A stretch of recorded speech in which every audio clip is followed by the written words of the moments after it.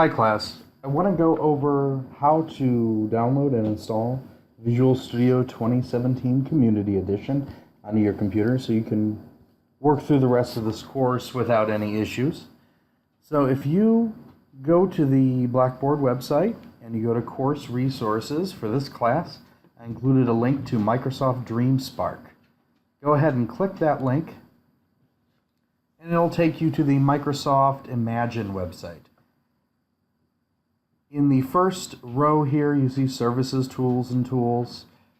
Go ahead and click Download Visual Studio Community 2017.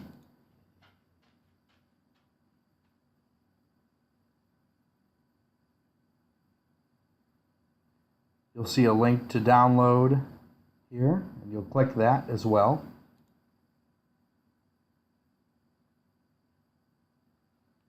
And if your pop-up blocker is blocking the download, go ahead and allow that.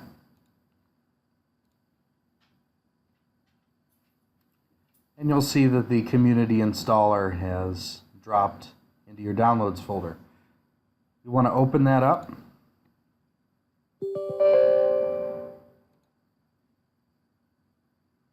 It'll do some wonderful things. Hit continue.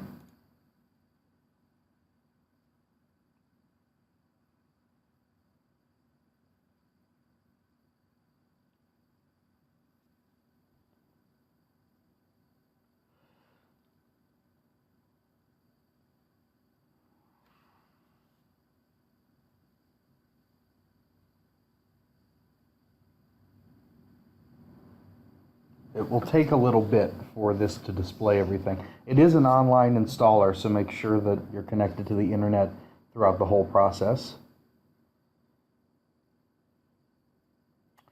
And you'll be asked to check everything you need here. Go ahead and, just for the sake of not missing something, check everything off and then hit install in the bottom right hand corner. I'm not going to be installing this on my computer because I already have the Enterprise Edition, but the Community Edition, again, will be good for your needs for the course, and it's free, which is always a good thing. So again, once you've checked everything off, hit the Install button in the bottom right-hand corner. It'll take a half hour or more to install on your PC, and then when it's done, you'll see an icon in your Start menu. I'm going to close these out real quick. Once your install is completed, I've gone ahead and put the icon into my taskbar here. I'm going to click it to open it. You'll see a splash screen appear, and then this is what Visual Studio will look like when you open it for the first time. You'll see in the main window is something called a Start page. On the right-hand side, you'll see a Solution Explorer.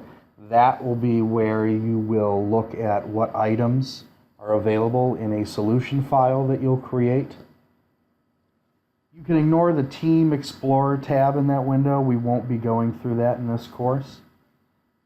On the left-hand side, you'll see Server Explorer and Toolbox. We may get to some items in the toolbox in this course. That will depend how far we get, but we will not be doing anything with the Server Explorer. What I would suggest is you take some time to customize your Visual Studio layout. So for instance, open up Server Explorer here and hit the X. You won't need it. For Team Explorer, you can either hide it, you can drag it out if you want to get rid of it, and then hit the X. That might be a safer way to go about it. And other than that, this is what you'll be seeing for your next 8 weeks, and hopefully longer as you proceed in learning how to develop software. I'm not going to go into sample applications in this video, but hopefully you haven't had any problems installing Visual Studio and opening it for the first time. When we talk again in class and in future videos, I'll give examples of how to build your first application, how to use different features in Visual Studio, and a lot more. Talk to you soon.